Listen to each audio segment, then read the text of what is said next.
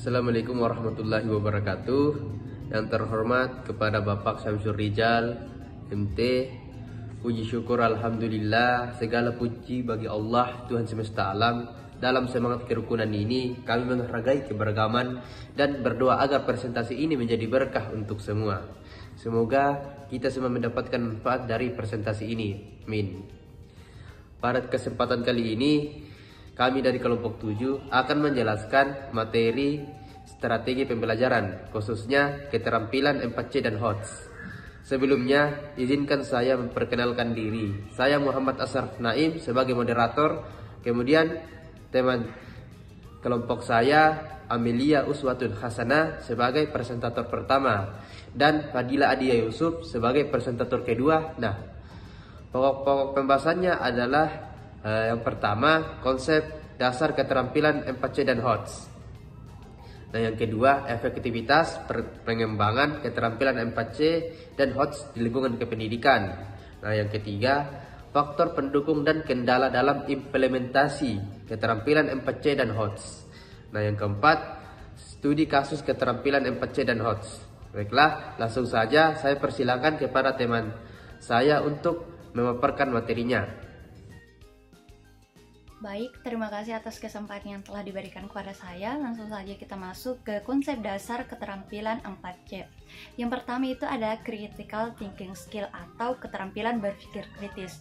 Berpikir kritis adalah proses mental yang melibatkan dalam merumuskan masalah, mengambil keputusan, memahami konten tertentu, menemukan solusi untuk pertanyaan, dan menemukan jawaban yang relevan. Jadi, keterampilan berpikir kritis adalah kemampuan yang mendasar dalam menyelesaikan masalah. Ini sangat esensial bagi siswa untuk mengidentifikasi akar permasalahan dan menemukan solusi yang tepat terhadap tantangan yang dihadapi. Yang kedua adalah communication skill atau keterampilan berkomunikasi. Berkomunikasi adalah kemampuan yang melibatkan aktivitas seperti mendengarkan, mengamati, berbicara, bertanya, menganalisis, dan evaluasi untuk menyampaikan pesan dari suatu informasi kepada orang lain melalui beragam media.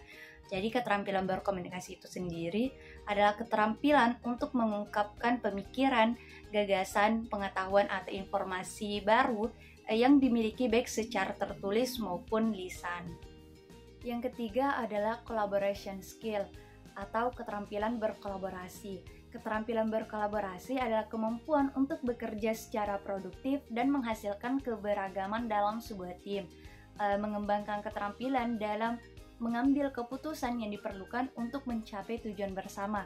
Ini mencangkup beroperasi dalam kelompok, memimpin, membuat keputusan, dan berkolaborasi dengan orang lain. Selanjutnya adalah creative skill atau keterampilan berpikir kreatif. Berpikir kreatif adalah kemampuan untuk menghasilkan gagasan inovatif. Keterampilan berpikir kreatif adalah kemampuan yang terkait dengan kemampuan untuk menghadapi masalah dengan cara yang baru, inovatif, dan mendukung penemuan. Ini melibatkan penciptaan solusi yang benar-benar baru, baik secara individu maupun dalam konteks budaya luas. Selanjutnya kita masuk ke konsep dasar higher order thinking skill atau keterampilan berpikir tingkat tinggi. Nah, apa sih itu HOTS atau higher order thinking skill? Menurut ahli Widya Astuti tahun 2015 nomor 82, HOTS adalah kemampuan berpikir pada level yang lebih tinggi yang melibatkan proses pemikiran yang kompleks termasuk penerapan, analisis, evaluasi, dan penciptaan yang didukung pada pemahaman. Dengan demikian, ini mencangkup kemampuan berpikir kritis, memberikan alasan yang logis dan sistematis, pemecahan masalah yang efektif, pengambilan keputusan yang tepat, dan kemampuan untuk menciptakan produk baru berdasarkan pengetahuan sendiri. Nah, tujuan HOTS sendiri itu untuk meningkatkan kemampuan berpikir tingkat tinggi peserta didik, berpikir kritis, berpikir kreatif dalam menyelesaikan masalah berdasarkan pengetahuan yang dimiliki, serta mengambil keputusan dalam situasi yang kompleks. Selanjutnya yaitu karakteristik atau ciri HOTS.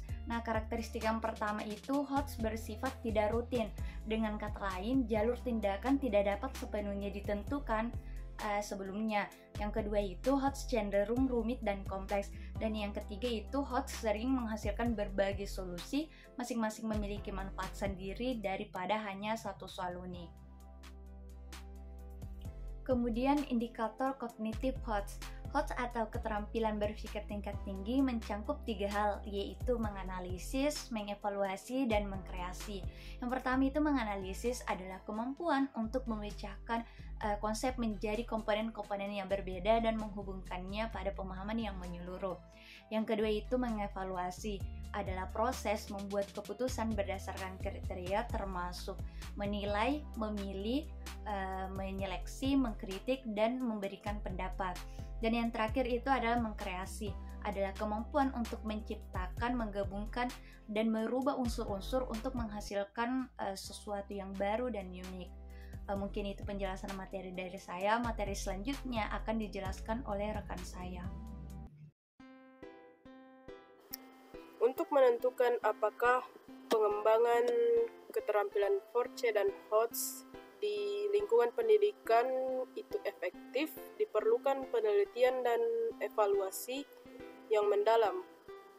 Penelitian efektivitas ini akan bergantung pada berbagai faktor dan indikator, termasuk metode pengajaran, kurikulum, pelatihan pendidik, dan dampak pada hasil belajar peserta didik.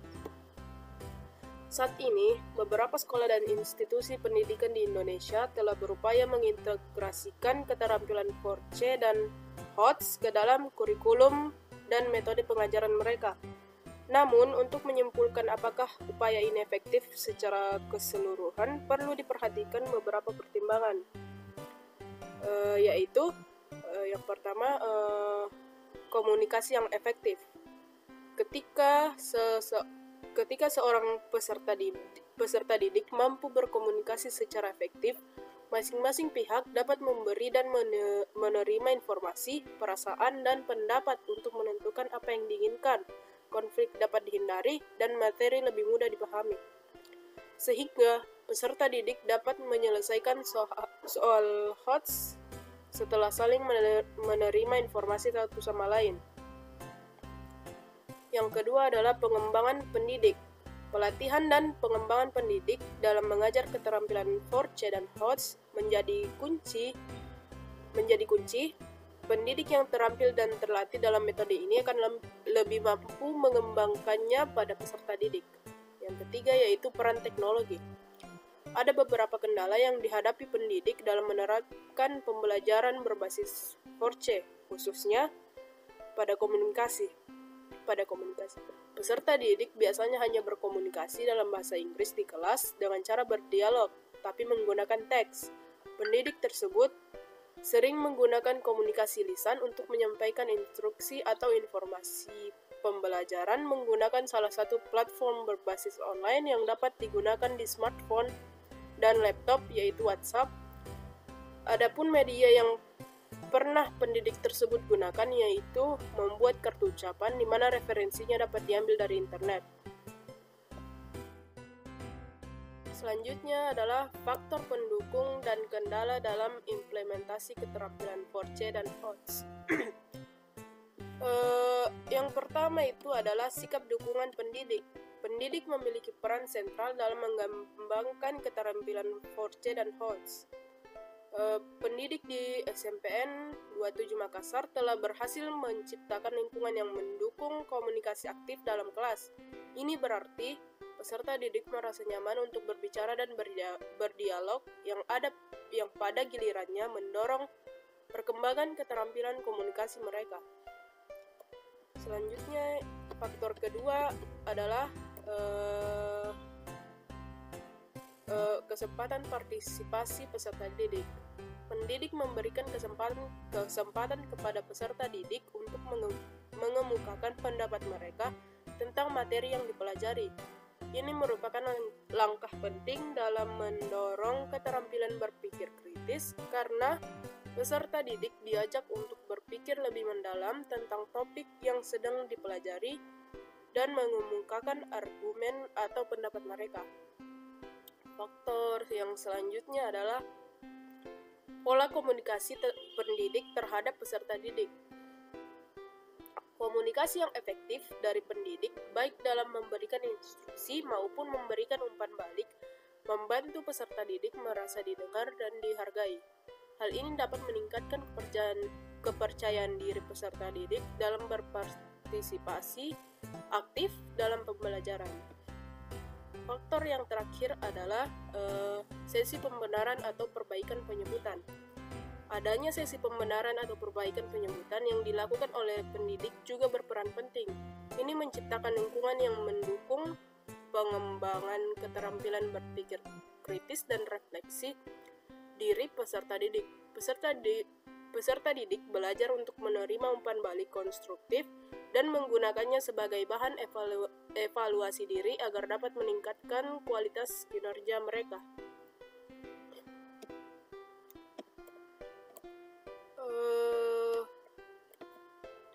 Yang selanjutnya adalah kendala dan tantangan dalam implementasi keterampilan Force dan HOTS. Yang pertama adalah pendidik menghadapi kendala kreativitas peserta didik. Kendala yang dihadapi pendidik dalam menerapkan pembelajaran berbasis Force terdapat pada kreativitas pemecahan masalah dan kegiatan berpikir kritis.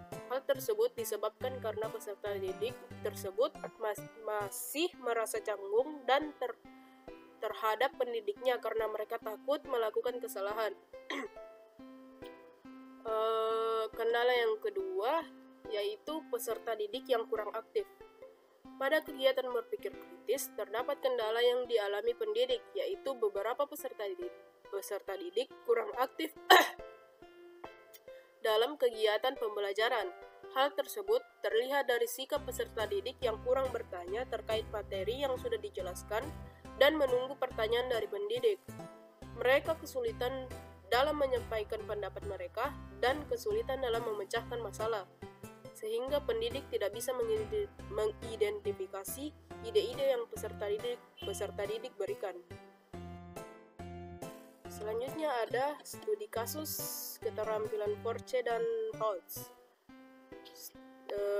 Studi kasus ini dilakukan di SMA Negeri 11 Enrekang.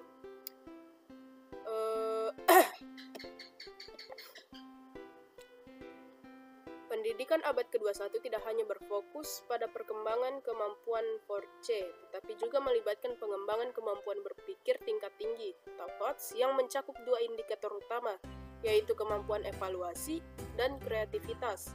Kemampuan evaluasi adalah perkembangan dari kemampuan berpikir kritis siswa yang didefinisikan sebagai kemampuan untuk menguji, mempertanyakan, menghubungkan, dan mengevaluasi semua aspek dalam sebuah masalah. Ketika siswa memiliki kemampuan berpikir kritis, mereka dapat dengan mudah mengevaluasi tugas atau masalah yang diberikan oleh pendidik selama proses belajar. Siswa di SMA Negeri 11 Enrekang telah berhasil mengembangkan kemampuan evaluasi ini. Mereka dapat memberikan kesimpulan atau argumen yang didukung oleh bukti-bukti yang kuat saat mengevaluasi tugas atau masalah yang diberikan kepada mereka. Dalam konteks pembelajaran abad ke-21, kemampuan evaluasi siswa adalah tentang bagaimana mereka dapat memberikan argumen atau kesimpulan yang solid terhadap masalah atau tugas dengan bukti yang meyakinkan.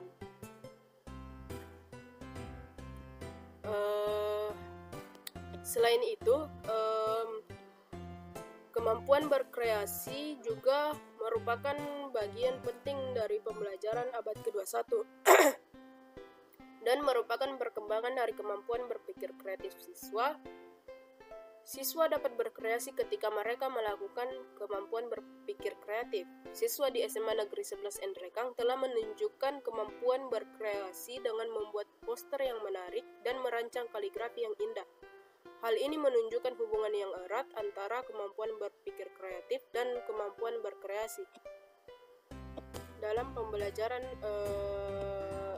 abad ke-21. Itu saja dari saya serahkan ke moderator. Baik, Itulah tadi penjelasan mengesensi materi keterampilan 4C dan HOTS dari kelompok kami.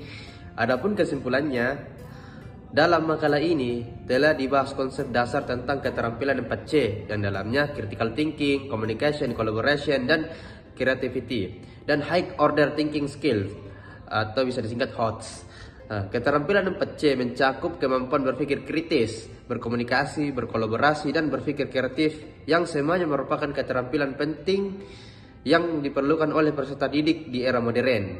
Sementara HOTS mengacu pada kemampuan berpikir tingkat tinggi yang mencakup analisis, evaluasi, dan penciptaan. Dalam konteks efektivitas, pengembangan keterampilan 4C dan HOTS di lingkungan pendidikan ditemukan bahwa pendukung utama termasuk sikap pendidik yang mendukung, kesempatan partisipatif peserta didik, pola komunikasi pendidik terhadap peserta didik, dan sesi pembenaran atau perbaikan penyebutan. Namun, kendala yang dihadapi termasuk kreativitas peserta didik yang terbatas, peserta didik yang kurang aktif, dan ketidakkemampuan peserta didik dalam berpikir kritis. Baiklah, mungkin cukup sekian dari presentasi kami. Mohon maaf jika ada kesalahan kata. Waalaikumsalam warahmatullahi wabarakatuh.